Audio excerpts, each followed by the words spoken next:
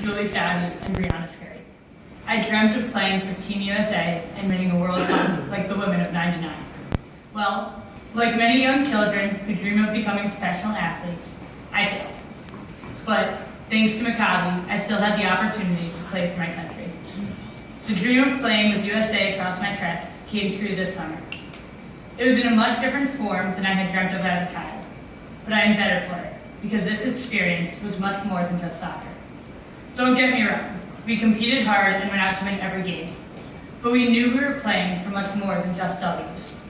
Playing in Berlin, the home of Nazi Germany, home of anti-Semitism, home of Hitler.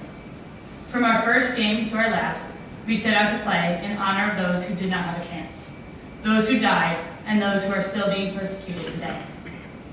Our team committed to this goal, and we were successful in playing our hearts out on the field and coming home with gold. Now, there are a lot of very cool things about winning a gold medal.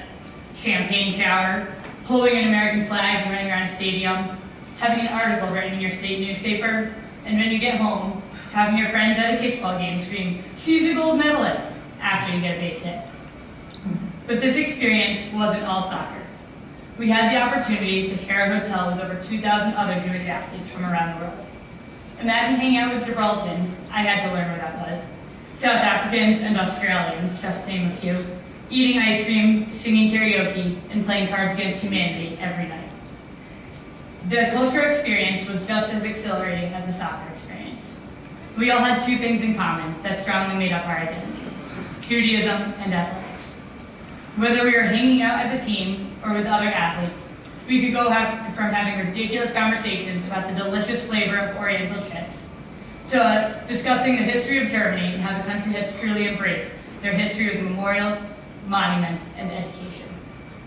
Few other experiences create such an environment. For some, this trip was a way to connect to their Jewish identity. For me, it was more of a way to connect to my Jewish past. My grandfather helped liberate Birkenau, but like many of his generation, he never spoke about it. Growing up, I always had a strong Jewish identity, from Shabbat dinners with family every week to attending Jewish summer camp, but I had never been to Germany. In Pirkei Avot, it says, "Know where you come from to know where you're going."